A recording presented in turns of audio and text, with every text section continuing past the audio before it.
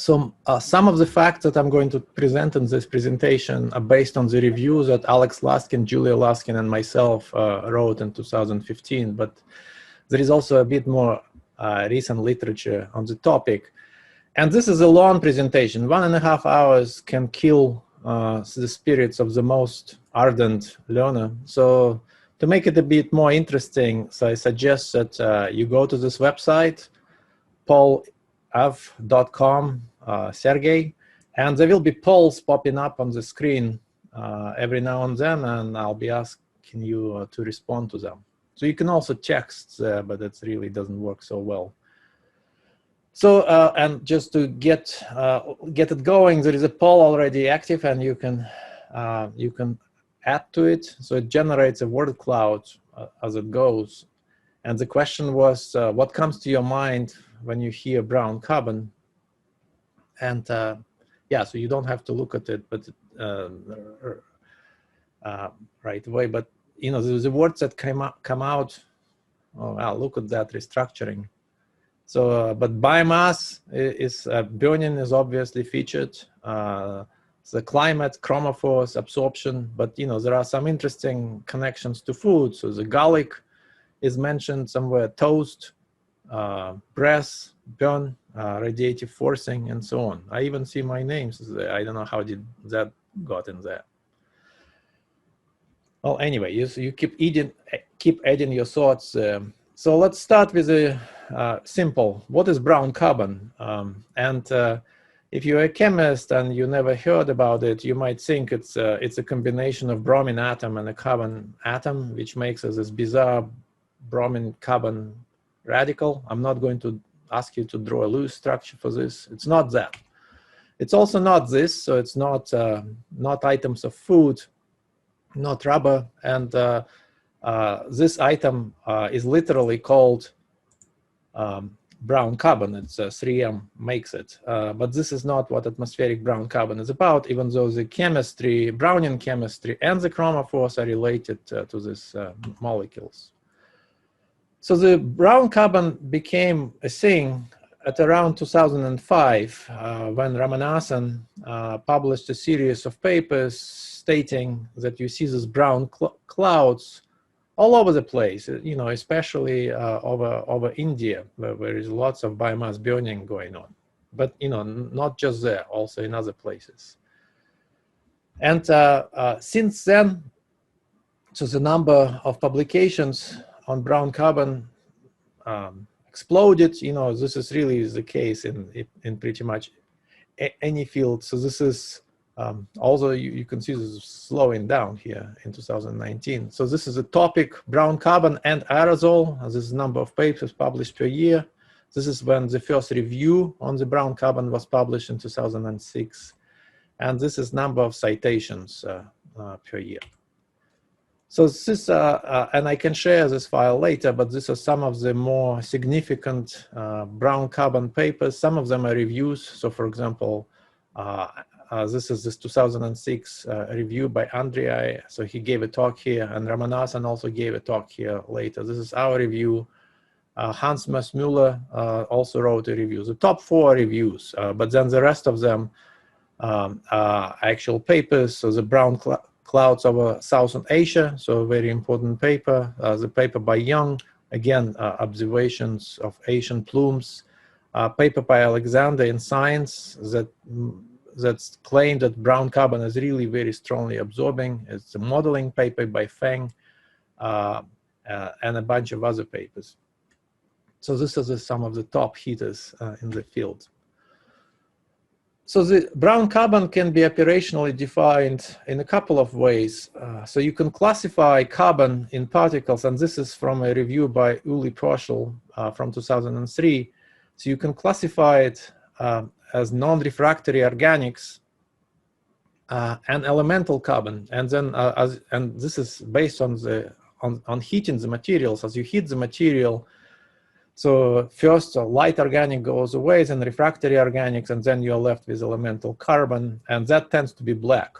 But then there is optical classification, and this is very old. So historically, aerosol organics and aerosol was divided into black carbon by the absorbing color, and then colorless organics, and people believe there is nothing in between. But then they learned that the refractory organics is actually absorbing some light, and the absorption is not insignificant. So in fact, when you approach the black carbon in terms of refractory properties, things become quite absorbing.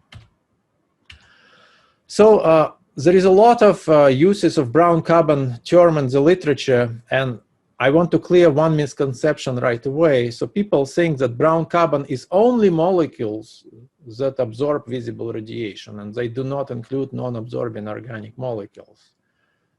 Yes, you can think about it this way, but there are a few issues with this definition. So first of all molecules absorb radiation to some extent. So there are absorption spectra that change, and there is a whole spectrum of absorption coefficients. You cannot just say these are absorbing and these are not.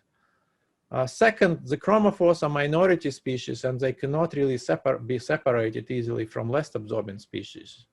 And third, it's not just molecules that absorbs, also supramolecular interactions are important, and the phase effects. So it all comes together. So really, the term brown carbon should be applied to absorption that's dominated by organic molecules in combination. So it's a horrible definition, brown carbon, not a very good term, but we are stuck with this, and people are not willing to part with this. So we have to live with this, but it's important to clear this misconception. So how was it noticed that organic molecules absorb light in the first place? And the very influential paper was published in 2004, where people looked at the light attenuation by aerosol particles, which are dominated by organics, and they found that they had this wavelength dependence that deviated from what you expect for black carbon. So this suit is expected to have 1/λ, 1/λ wavelength dependence. So that's what's expected for soot, but systematically they would see strong deviations from it. Okay, and so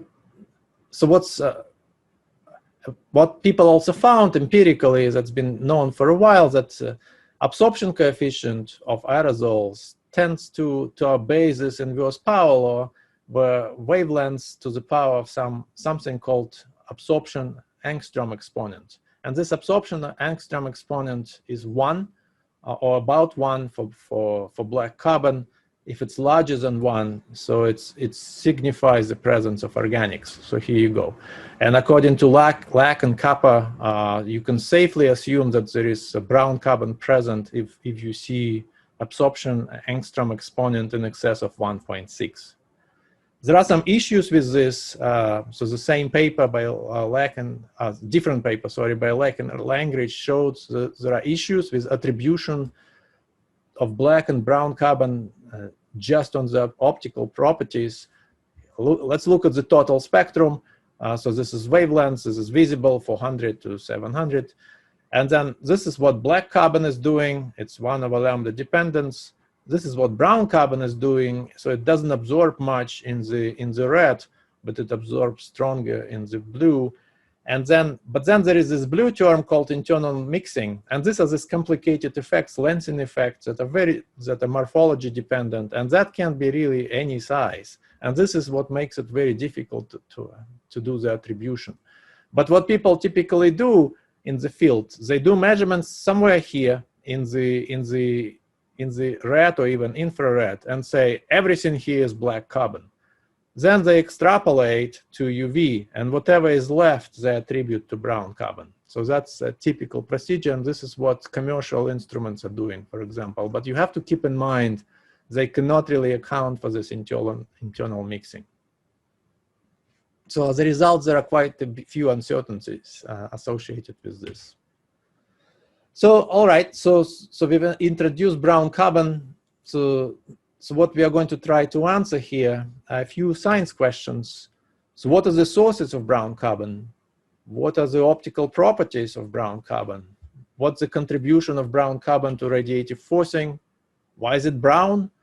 What are the chemical mechanisms of secondary brown carbon production, and whether brown carbon is stable with respect to photobleaching? And as I mentioned, the topics get more difficult. So if you get sick of brown carbon as we go along, you can just tune out and start checking your email. But the beginning should be pretty easy.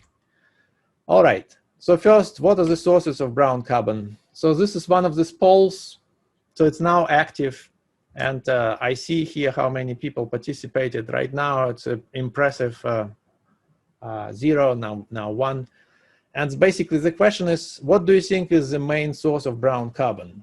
Maybe it's ocean spray. Maybe trees emit some organics and that get oxidized. Or maybe it's soil that's being lifted up. Or maybe we burn biomass or burn coal. Or maybe it's poop from animals that's blown up by wind. Or maybe it's all meteorites. So let's see what you think. So I'll give it a minute or two for you to submit your responses.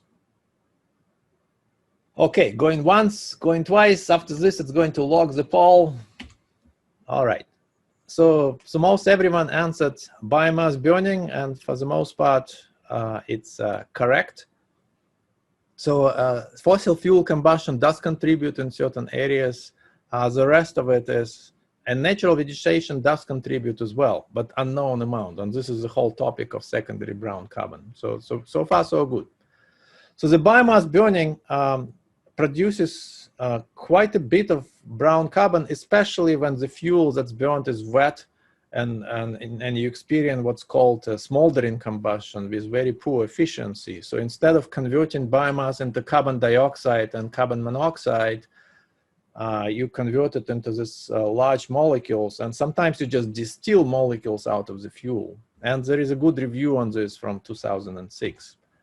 There are also secondary sources of brown carbon. So, for example, you can have polycyclics that are not absorbing by themselves, but once they get photooxidized, they become absorbing, especially nitrated. So it's been shown that OH oxidation of aromatics produces brown carbon, aldol condensation, carbonyl ammonia reactions, and then reactions catalyzed by highly acidic seeds. And so we reviewed some of this chemistry in our 2015 review. So what does brown carbon look like? So this is, so Rufus would recognize this. This is biomass burning. So this is dung burning aerosol from household cooking in India. So it has this pale brown color.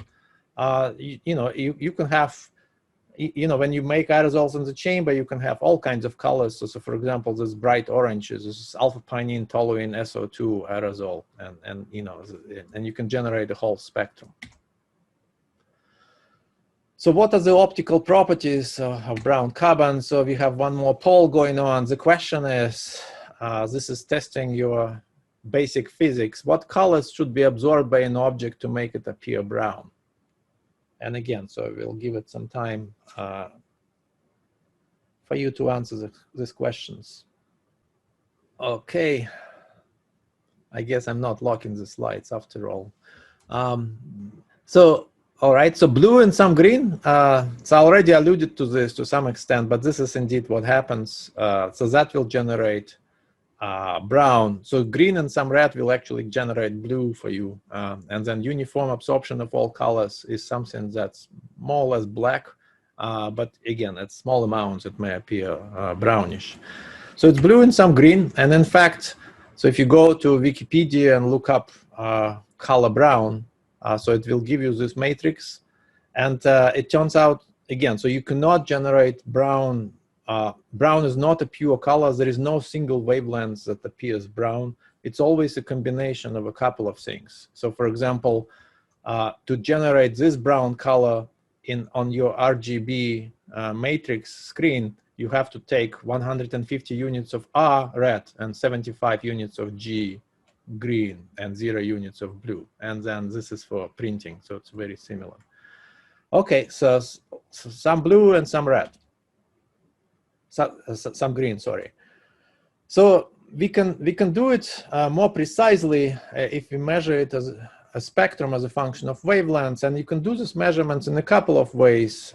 So if you happen to have a lot of material, so for example, sitting on a filter or on a window, so you can actually measure the absorption coefficient through the material And typically, you also know the density. So if it's commonplace to normalize absorption coefficient by the density. And if you look at the units, what you get is what's called mass normalized absorption coefficient of the bulk material. And I'm going to put subscript bulk next to it for a couple of reasons. So you can also do it in solution. So if you measure base 10 absorbance in an absorption spectrometer as they produce by default, you know, after some manipulations, you can produce the same quantity. So if you do measurements on a film, so you need to know the mass of the film, the absorbance of the film, the area of the film, and you will get your mass absorption coefficient. So there is some issues with this notation. So this is what we just saw. So the mass normalized absorption coefficient. So it depends just on the material, but it doesn't depend on anything else. But there is also a mass absorption cross section. So this is what people like to use as well. And I'm putting a subscript A for aerosol next to it. The thing is, it has the same units and the same abbreviation. It has the same abbreviation as this good for nothing horrible computer made by Apple. So it's very confusing to people.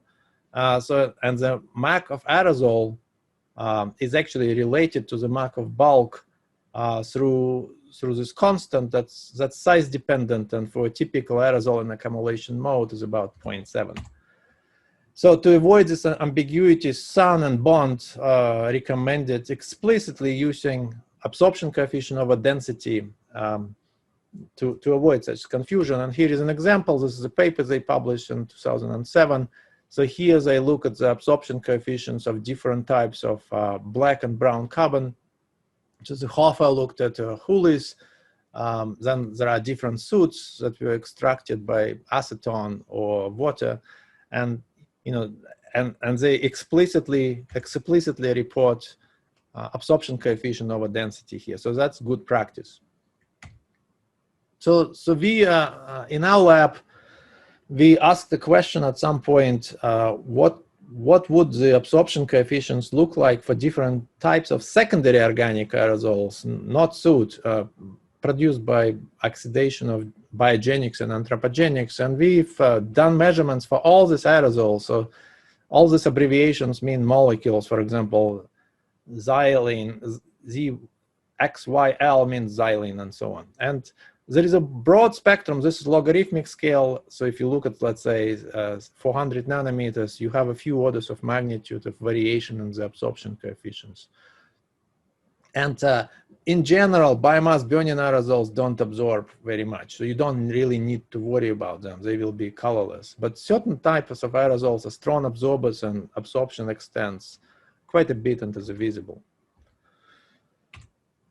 So how are the absorption properties measured for actual aerosols? Let's say on an air, you know, when you do measurements flying on an airplane or balloon. So it's a bit more complicated than for bulk measurements, but still doable. So the extinction coefficient of air can be subdivided into absorption by aerosols, scattering by aerosol, absorption by gases, and scattering by gases, and all of them are wavelength dependent. Okay, wonderful.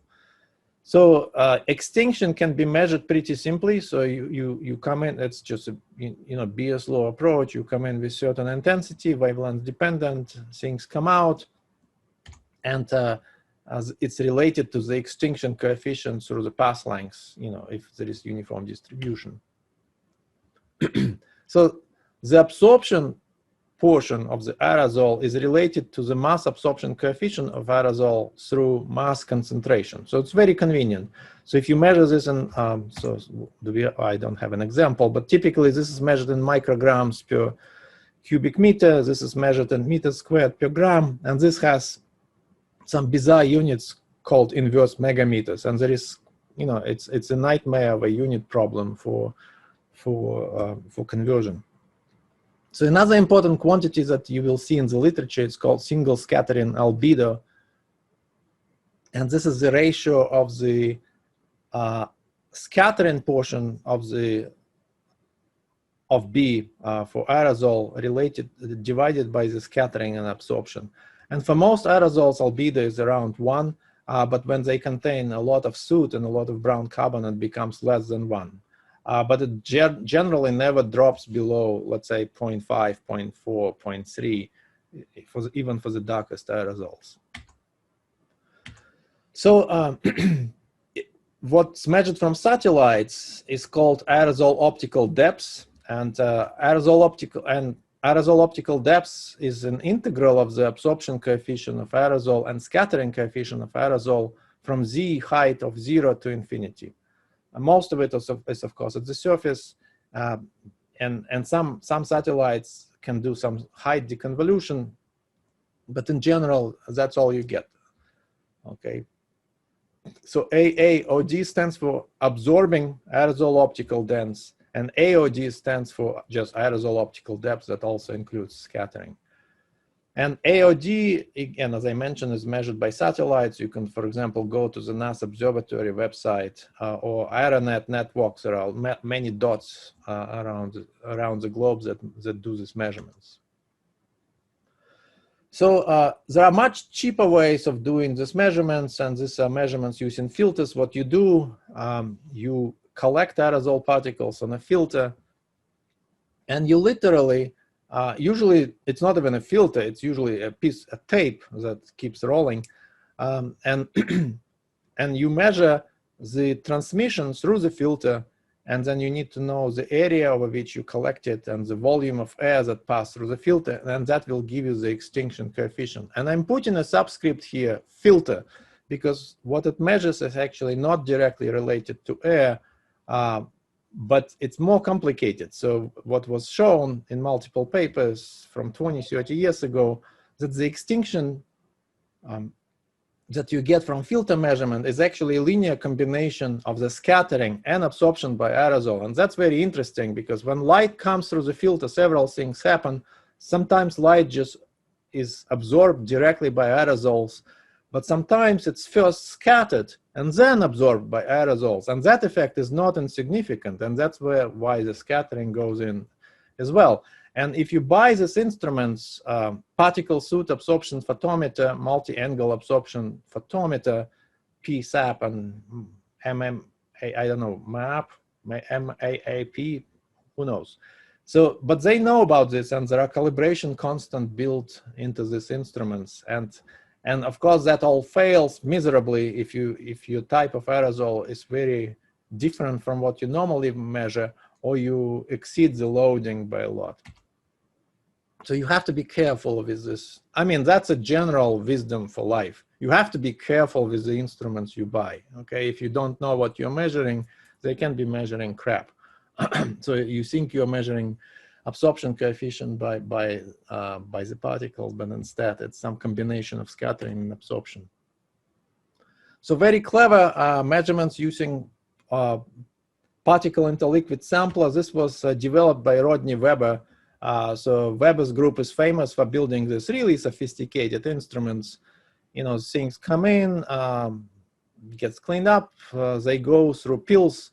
And essentially what pills is a jet of particles that's impinging on a stream of water. There is a stream of water, and it washes all of the solubles, and then it goes through liquid waveguide spectrometer that looks like this. You know, the liquid comes in, goes through a loop, comes out, and then the light also goes through the same loop, and you can have 1 meter optical distance, and you get exquisite sensitivity. This is absorption coefficient as a function of wavelengths, reported by this paper, and aerosol angstrom exponent of around 8. So it's clearly dominated by brown carbon. And again, you have to be explicit about what you're measuring. These people have chosen to report absorption coefficient, which is fine, you know, the proper units and everything. And so, but it can always be related to other properties you are interested in, such as absorption coefficient of air or absorption coefficient of the bulk material. So back to this equation, so the extinction coefficient. So there are even fancier tools. So you can use cavity ring down, and the cavity ring down will provide you a sum of the absorption by aerosol and scattering by aerosols. So usually gases don't contribute much, although at some wavelengths they do. There is a very clever technique, photoacoustic. Essentially, you hit air sample with modulated light, and that produces absorption, and absorption produces heating, and heating produces sound waves, and the sound waves are detected by a very sensitive microphone. So this is really cool.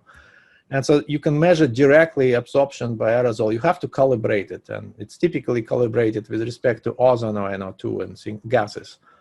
And then there is a device called nephelometer. We have one. So supposedly it measures scattering by aerosol. It does a pretty good job.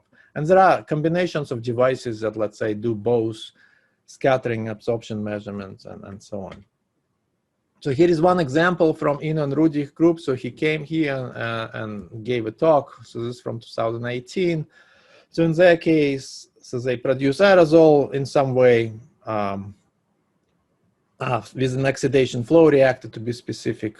Scrub the ozone, dry it up, size select, in some way count, and then send it to this cavity down instrument. It's actually cavity enhanced instrument in this case, so the distinction is subtle, but basically you have a light source here, white light source, collimator, highly reflective window, light bounces a few times, and then goes to the monochromator, and you get beautiful spectra. It's one of the better setups out there. Finally, it's all good. So we all do measurements. We all report different units. But at the end of the day, what needs to be done? So we need to report, convert everything into imaginary refractive index of the material, because this is what models are using for their measurements, K. And if you've measured mass absorption coefficient of the bulk material, the light's turned off, great. So we can do a simple calculation, and it will give us K directly. And then you also need N, which is real refractive index of the material, and that's important to predict scattering, which is always bigger. And what you need to do is, if you are in this line of business, you need to report both N and K in your papers. So here is one example. This is a paper from Scott Martin's group. They were looking at absorption by things like biogenic and anthropogenic SOA. Here is a K. And to give you a sense, K of the order of 1 is big. Okay, this is wavelengths. This is visible for hundreds and so on. This is near UV. So this is black carbon. This is as big as it gets. Okay, this is the typical values that were reported for brown carbon. So I don't remember what point. These are Hulis measurements and so on. And this is this pitiful beta pinene secondary organic aerosol and alpha pinene, and then toluene is somewhere in there. So the point that we're trying to make that biogenics are not really important for brown carbon. Okay, so just to summarize, K of the order of more than 0.1 is black carbon, typically 10 to the minus 2 to 10 to the minus 1 brown carbon. So for example, for Suwannee River fulvic acid, it's about 0.03 at 400 nanometers or so. And then it's ineligible for most biogenics. All right, so we are getting there. So the next question is, what's the contribution of brown carbon to radiative forcing? So let's give it a thought. So here is another one of those polls, and I'll give you some time to answer. So basically the situation is you have brown carbon overhead. There is no clouds, but there is an aerosol. And we want to know whether it's going to be cooler on a sunny day or warmer on a sunny day with brown carbon present relative to a clear sky case. All right, it makes it warmer compared to a clear sky case. It makes it colder. And guess what? This is the right answer. It makes it colder. And say, what? How does it make it colder? But it absorbs sunlight. Yes, it absorbs sunlight. But interestingly enough, it actually scatters more than it absorbs. And we'll see it in a second how it works. And even if you look at the IPCC summary, okay, so here is aerosols and precursors, and if you focus on this area, this is our black carbon. So this is brown carbon, and so the brown carbon is in fact on the negative side of the forcing. And the aerobars are of course large, but in general it cools because the absorption coefficient is just not high enough. So you can actually do it more quantitatively. If you're not a climate modeler, what do you do? Well, you can collaborate with one, or you can sit down and do this relatively straightforward calculation and calculate what Bond and Bergstrom proposed called simple forcing efficiency. So it's a function of several factors, but here are some of the things that we already recognize. Mass absorption coefficient of aerosols, cross-section, sorry, mass scattering cross-section of aerosols, and then there is a solar constant, there is a cloud fraction that you have to assume, certain backscatter fractions that you have to assume surface albedo, and the results are quite sensitive to surface albedo because of the square here. And then atmospheric transmission, that's pretty constant. So you do these calculations, and there is a minus sign, and so if you get a negative number, so this is positive, okay? So that's from the scattering. This is negative, and then there is a negative sign here at the front. So the negative means cooling. And so this is an example of how it's done for two cases. Let's say in this case, this is wavelengths. This is a case of blue, non-absorbing aerosol. This is imaginary refractive index, and absorbing aerosol. That's pretty strong, actually. So, so they took a pretty strong absorption case. And they calculated this simple forcing efficiency. See, it's negative at all wavelengths. And then if you include absorbing carbon, it's still negative, it's just less negative, okay? So the point is, it's still cooling, but there is less of it. And, this is a quote from their paper, blah, blah, blah, reduction in the amount of net global average cooling. So basically, it's an important thing to understand. So if you have brown carbon present, you don't necessarily make the climate warmer right away. It's a bit more complicated. You just, you reduce the scattering contribution by the aerosol for sure. But it's very difficult to compete with scattering. Scattering pretty much always dominates, except for very, very black particles. Okay, so another approach is to look at aerosol absorption optical density due to brown carbon and black carbon and see how they compare. And so this is another one of these Ramanathan papers published in 2012. And so they calculated the ratio of aerosol absorption optical density of organic carbon to that of elemental carbon. And in the near infrared, organic carbon doesn't do anything, so the ratio is 0.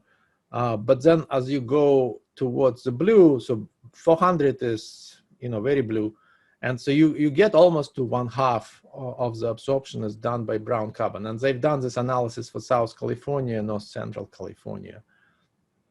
That's another way to split it. So if you look at 675, which is so right here somewhere, and absorption due to dust, black carbon and brown carbon, and so it looks something like this. There is more of it in the summer, and that makes sense because there is generally more fire activities in the summer, and photochemical activity as well. And they generated these beautiful maps showing it's impossible to see here, but this is aerosol absorption, aerosol absorbing optical density. So red absorbing, blue not absorbing, showing where it's, and you get your usual suspects in Asia and so on. Okay, just before the break, the last one. So I've never used this one, but I think on this one you're supposed to click on this map whether you disagree that brown carbon has a large effect on, or you agree, and then we'll see how things are distributed.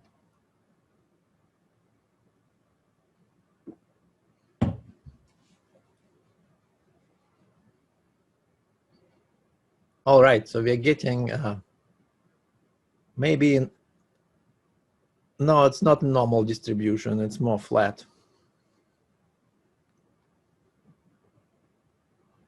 So we have some brown carbon deniers on the right, and then brown carbon fanatics, and then you know, most people will probably be neutral about brown carbon, and they're probably right. You know, it's very difficult to compete with black carbon when it comes to climate change. But chemically, it's a much more interesting system, you have to admit. Okay, very good.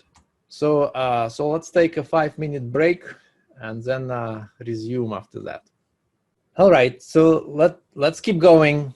So we had this question. So why is brown carbon brown? So, or in other words, what are the key molecular chromophores that account for the color of brown carbon? So let's start with the test.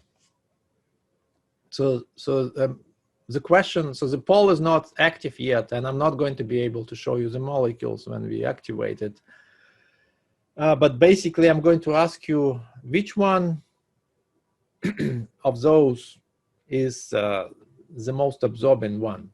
And I swear, I spent 1 hour yesterday trying to find out whether it was magic mirror on the wall or mirror on the wall. And I got into all this reading about and arguments online about which one is the correct one. Then I gave up and went with mirror on the wall. Okay. So yeah, so pick your molecule that you think is the most brightly colored, and then we'll try to vote on them. So I'll go back so that you can see the molecules.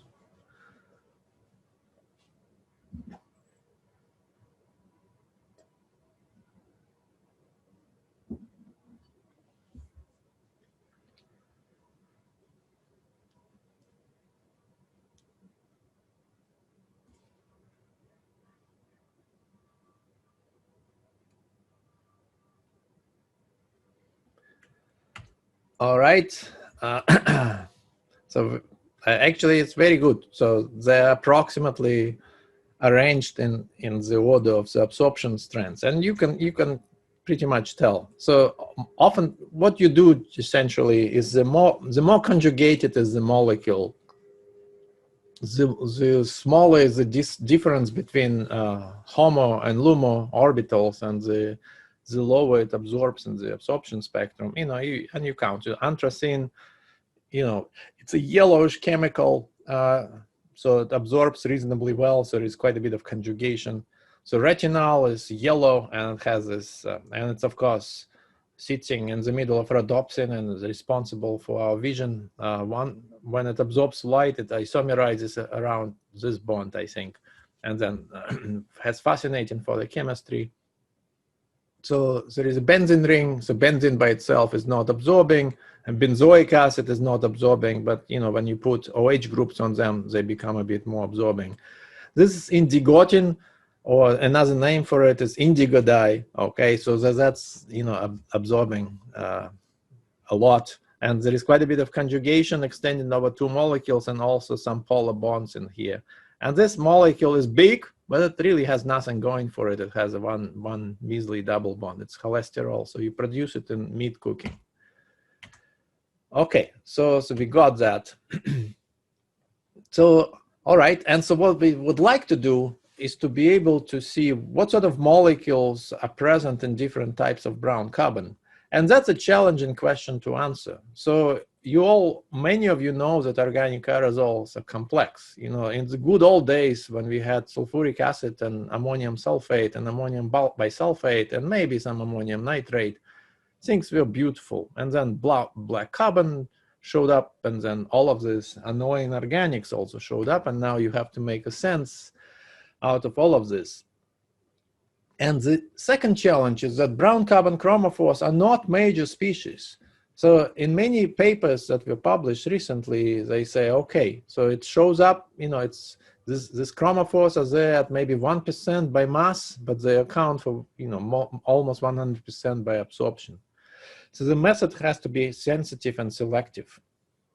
So, all right, so we actually have just a method for it. So thanks to Jim Smith. So we have a beautiful mass spectrometer downstairs that can do it. And so what you do with this, so you collect some material, so this material in a filter, you dissolve it. It only works for soluble material, unfortunately. For insoluble ones, things are rough. You separate it, then you run it through UV spectrometer, and then you do high resolution mass spectrometry. So this is how it looks like for high NOx toluene oxidation. So you get a chromatogram. So in this case, so this is the retention time. This is the absorption spectrum. Each bump here is an absorber. And then you start figuring out what's coming out. So sometimes you have standards, okay? You can buy these molecules, you can run the standards, and they come out at the same time. Great, so you've established this is the molecules that are responsible for these absorptions.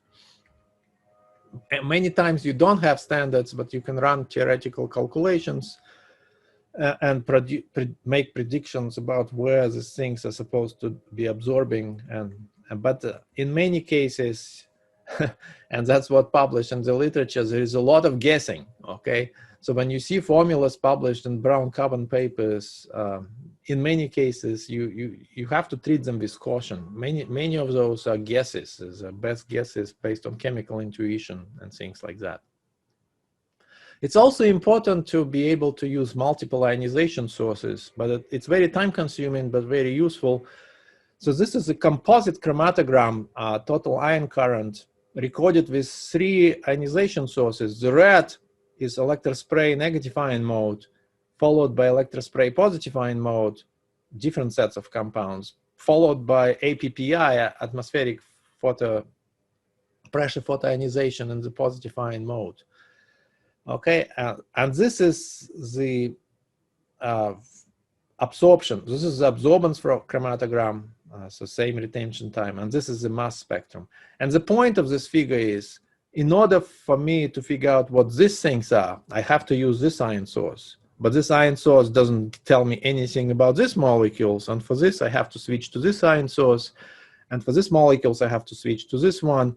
And then there is also APPI minus, and each chromatogram, of course, takes 2 hours, and then you have to switch between sources. Great, you spent a whole day, if you're lucky, on one sample. So it's really not a very high throughput technique, but you learn a lot. That's another way to illustrate why it's important to use multiple sources. So this is double bond equivalent in a molecule that you see as a function of carbon number. And they're color-coded by the source that you use. And if you use electrospray ionization, you generally, in positive ion mode, you generally get these low dBe molecules. But in order to get the ones that look like PAHs, you really need to go to atmospheric photoionization, pressure photoionization. So once you do this, you can actually start classifying chromophores into different types of molecules, because, you know, every dot here is a molecule. You know, no one in their right mind wants this information, okay? Who wants a list of 1,000 molecules, okay? It's not useful for modeling. It's not really useful for anything. You really need to reduce this data set somehow. And, you know, the one way to reduce it is to group them. And in this case, it's grouped by PAHs, oxygenated on nitrogen-containing PAHs, nitroaromatics, and polar compounds. And in this particular sample, this is how much, and then how much they contribute to absorption. So in this particular sample, PAHs were quite important in it, followed nitroaromatics and so on. But let's say polar, things like conifer aldehyde were not that important for this particular sample. Okay, so we can do this. So what about the secondary brown carbon production? So that's another poll, but basically what we are going to be looking here are processes where brown carbon is not created right away by, like in the case of combustion, but created by chemistry later on. So in this question, you have to select, I don't know if you can do it, but there are multiple answers. You can select multiple answers here.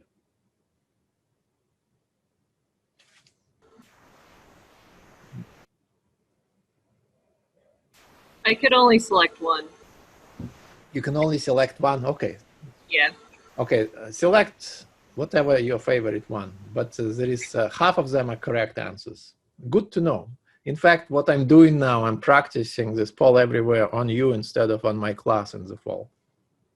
No, if you look at the chat, Sergey, we had a lot of good things to say about it. Mm-hmm. I'll look at it later. Good.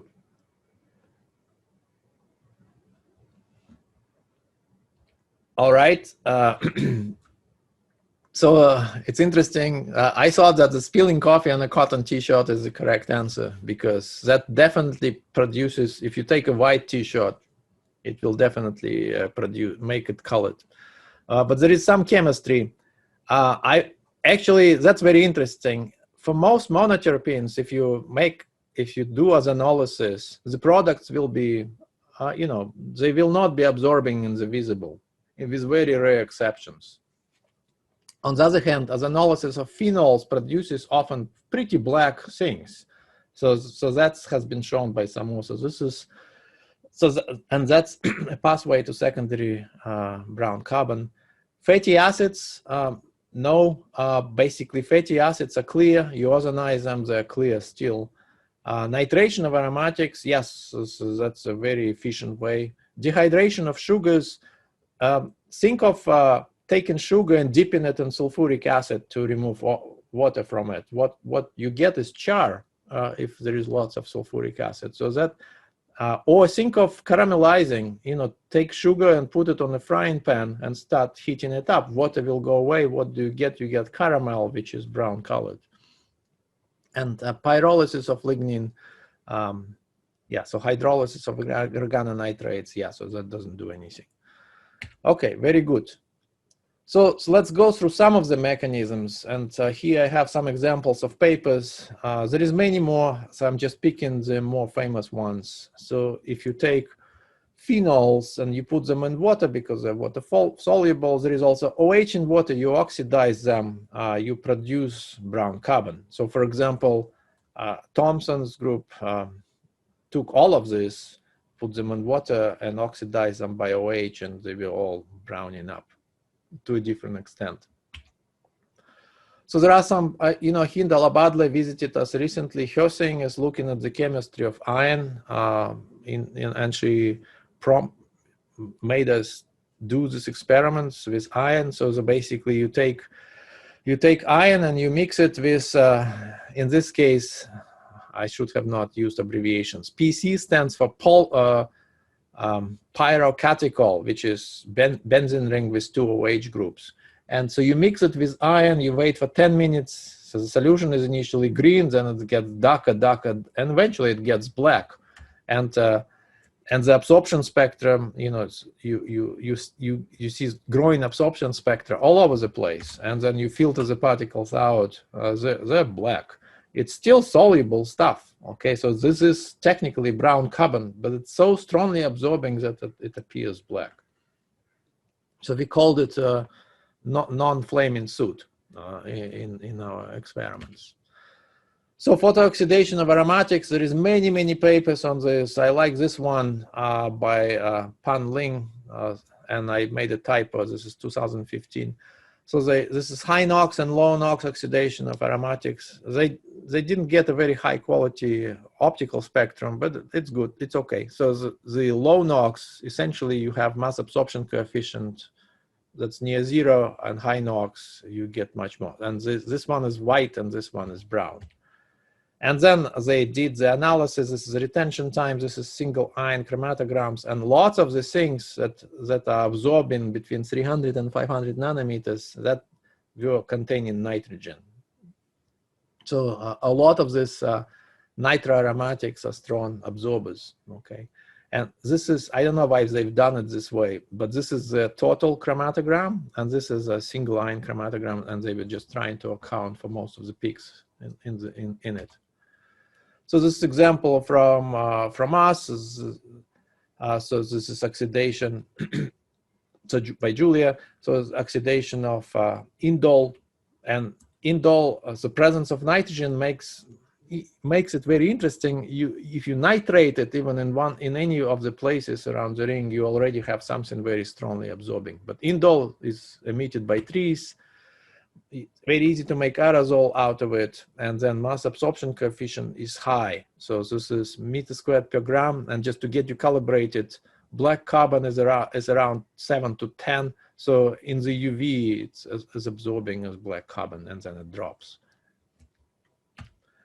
So there is also famous chemistry. So if you take 1,2-dicarbonyls, such as glyoxal or methyl glyoxal, very reactive molecules, or any alpha-beta hydroxycarbonyl, and you have them sitting with ammonium sulfate, which is not absorbing, it will brown up. You know, there is lots of papers, mostly started by Dev Dihaan, but many people contributed. And Lilia Hawkins, who gave a talk here, you know,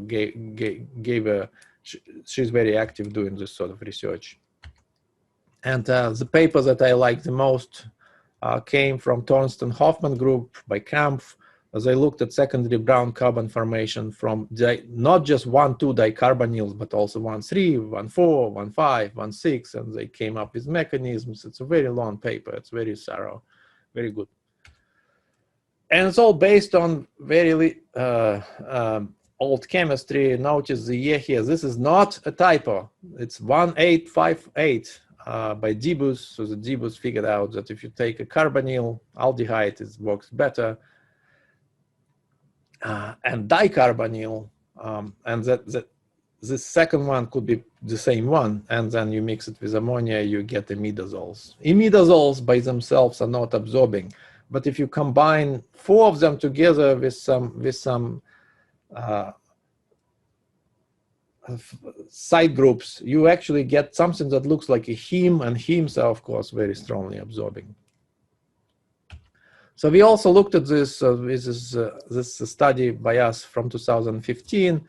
So we've separated the brown carbon from methyl glyoxal plus ammonium sulfates. These are all of the things that came out. This is absorption spectrum, retention time, and then for each one you get a spectrum. For each one you get the formula. And we could, what's cool, we could account for most of the absorption. So this is overall absorption. And these are all of the things that we assigned. Many things absorb a little, and then the rest is remaining that we couldn't assign.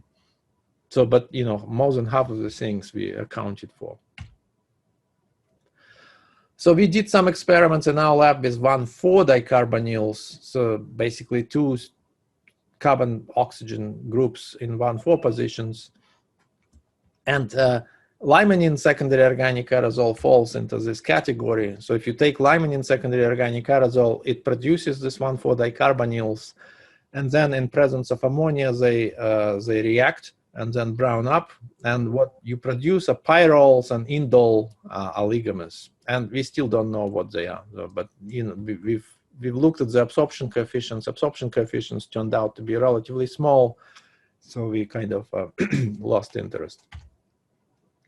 Another interesting study, or series of studies from our group and other groups, oftentimes you can actually speed up this chemistry by evaporation. So you start with the liquids, with the aqueous solution, you evaporate it, water goes away, and it turns colored just because you're promoting condensation reaction this way. And when you redissolve it, it remains colored.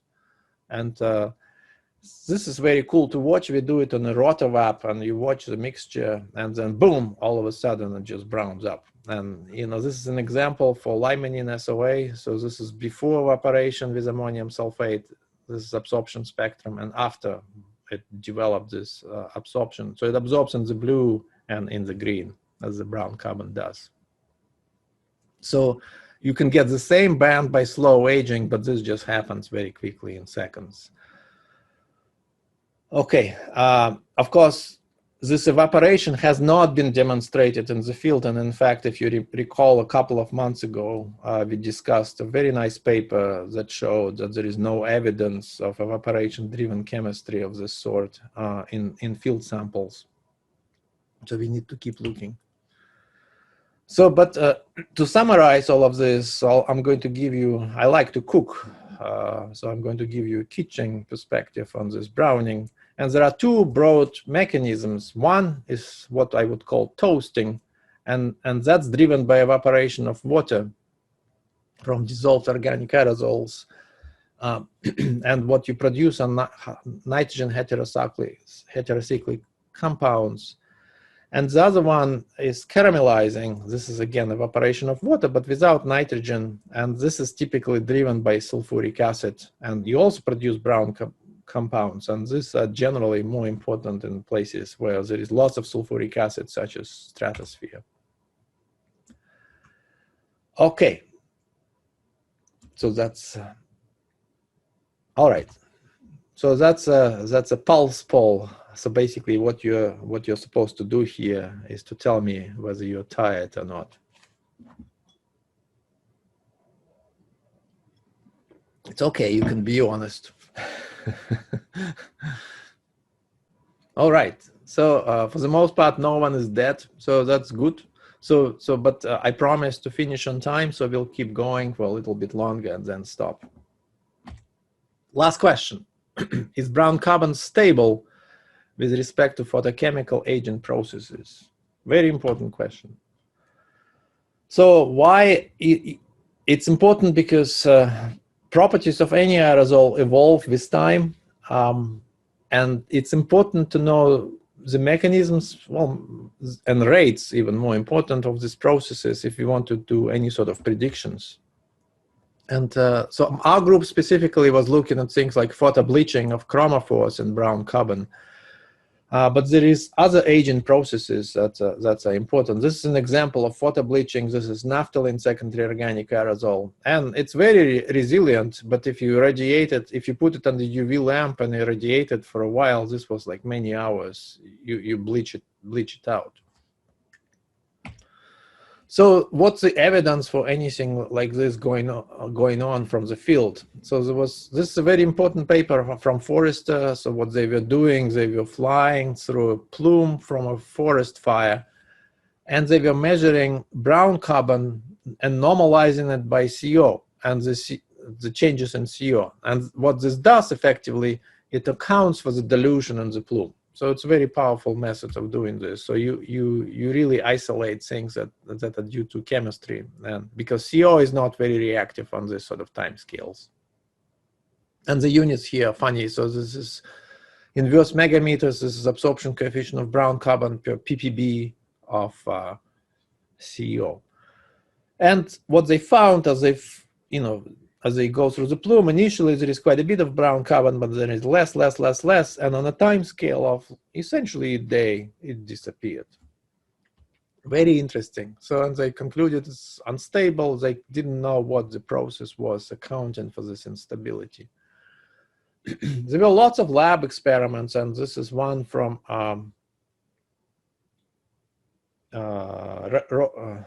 Rodney Weber's group, okay?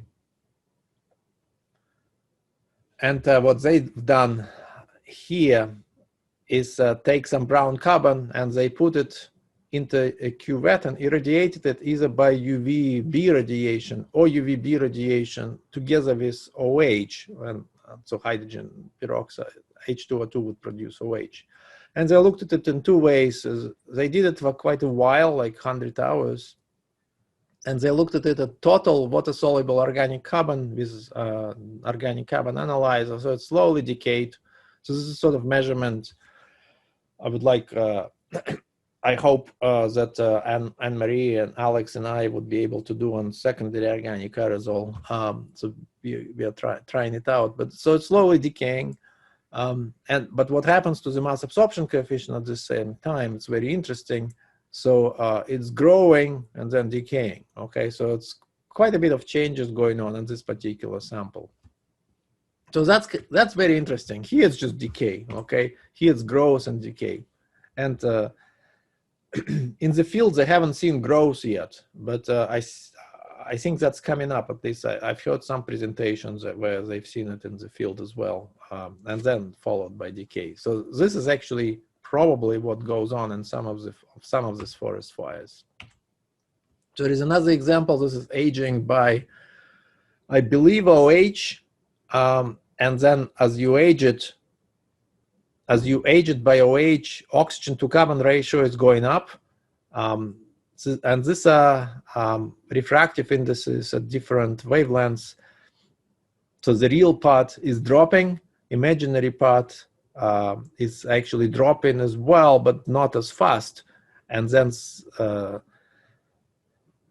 sorry, it's also dropping, it's dropping even faster. As a result, the single scatter albedo is actually decreasing. So the absorption coefficient goes away. So this lab measurement is actually consistent with what people see in the field. So they claim this is OH aging that goes on. And they, but you know, it's not linear, and they discuss reaction with OH that leads to bleaching, but nitration actually leads to enhanced absorption. So it's fairly complicated. So we've done a bunch of measurements of secondary organic aerosols, and more recently, and those of you who were here for Lauren Fleming's defense, she was also talking about photobleaching of biomass burning samples that she produced during Missoula experiment, flame, and NOAA FIRAX. And then, you know, if you burn different biomasses, so here is smoldering, flaming, and then a mixture of the two. So you produce different types of species. When it's flaming, you mostly generate soot. When it's smoldering, you mostly generate brown carbon. And so we've analyzed these things, and we looked at how quickly they bleach. So when we analyze them, you know, we've seen the usual suspect. So there are some molecules that are derived from lignins. There are some distillation compounds that are present in the metabolites in the biomass, and then they just evaporate into the gas phase when you heat up the biomass. There are PAHs, those are produced in flaming conditions, and then there are also nitroaromatics that are also produced under flaming conditions because you need an NO2 for that. So what she did in her paper, so she took a filter, she cut it in 4 segments, then she radiated it with UVA and UVB mixture light, and then she looked at the absorption and composition before and after photo bleaching. And then they did bleach. Okay, so this is absorption spectrum of before, and then after 6 hours, 21 hours, 33 hours, so it slowed down. And she verified that it also happens in solution. It was slow. It took many days of bleaching. And results were quite interesting. So if you look at the chromatogram, so there is lots of absorbers. Some of the things survive, and we still don't understand why. So for example, this sort of thing I wouldn't necessarily expect to survive, but it did. So it was a pretty strong absorber to begin with, and remained pretty strong.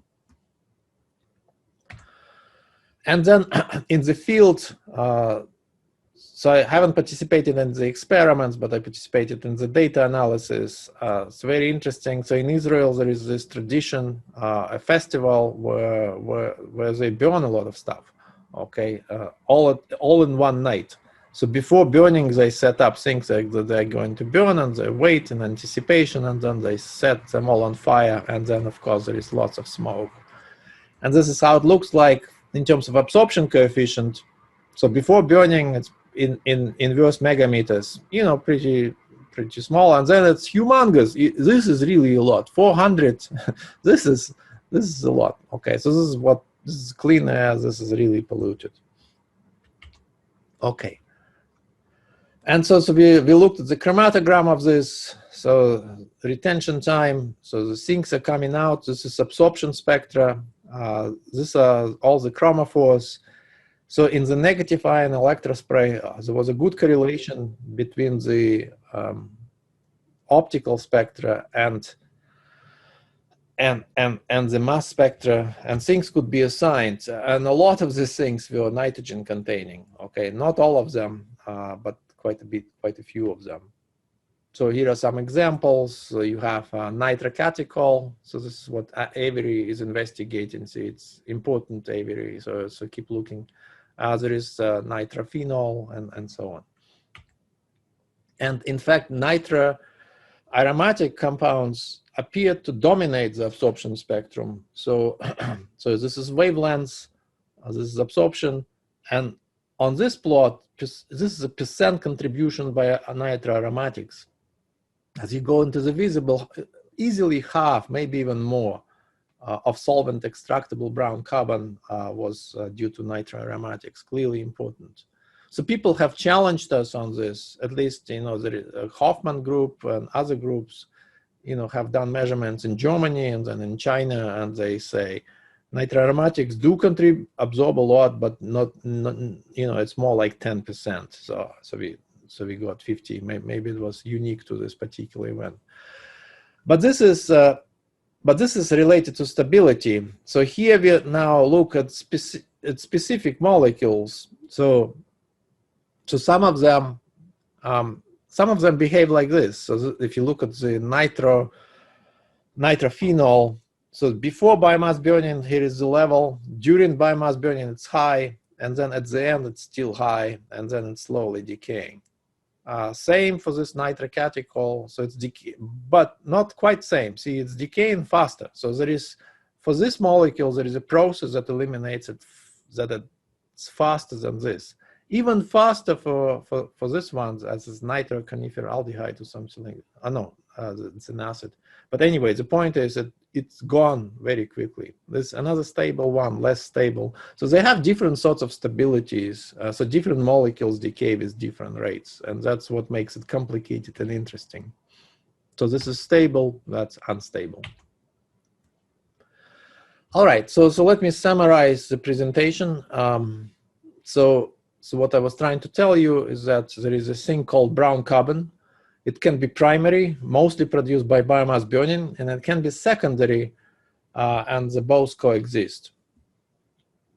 So the optical properties and composition evolve with time. So this is aging. So it's important to understand how fast this aging happens. And then aging is interesting. You can have both decrease, which is more common, and increase in the light absorption by brown carbon. So the nitrogen-containing organic compounds like nitrophenols, oligoimidazoles, oligopyrols appear to be important, and they're important chromophores for brown carbon. So the outstanding questions in this area. So what are the characteristics of fresh as opposed to aged brown carbon? What is the role of secondary versus primary brown carbon in the forcing? Are the chromophores efficient photosensitizers? This is what Vahe is supposed to be looking at. But we still didn't get around to burning anything. So one day, so we are getting there. And then are brown carbon chromophores molecular or supramolecular? This actually I can probably cross out from my list, because a few papers were published that showed that supramolecular interactions, meaning interactions between molecules creating absorptions, are not as important for brown carbon. I'm still trying to prove them wrong, and this is actually the experiments done by Sami and Natalie. So we are looking for evidence of the supramolecular interactions in the absorption.